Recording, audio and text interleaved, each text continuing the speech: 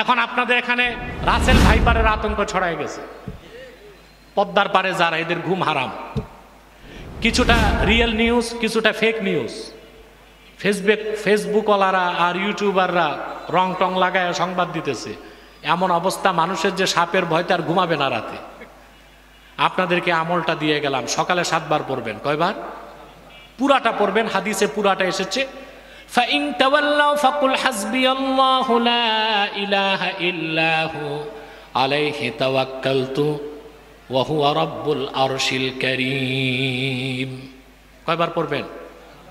ওহুয়া রাব্বুল আরশিল আযীম। 7 বার সকালে, 7 বার সন্ধ্যায়।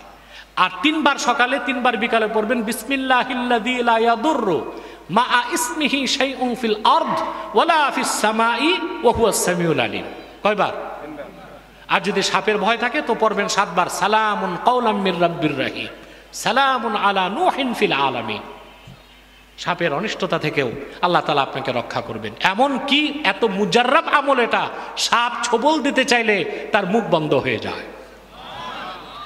এই মাসনুন আমলগুলো করলে আপনারা পরকালেও শান্তি পাবেন, দুনিয়া তো নিরাপত্তার চাদরে বেষ্টিত হয়ে যাবে। হাসবি আল্লাহু ওয়া নি'মাল ওয়াকিল। আল্লাহ তাআলাই আমার জন্য যথেষ্ট, আর তিনি হচ্ছেন উত্তম অভিভাবক।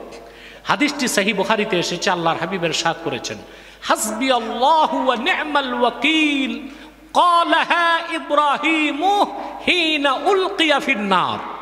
হযরত ইব্রাহিমকে যখন আগুনে দেয়া হয়েছে তখন তিনি এই বাক্যটা পড়েছে।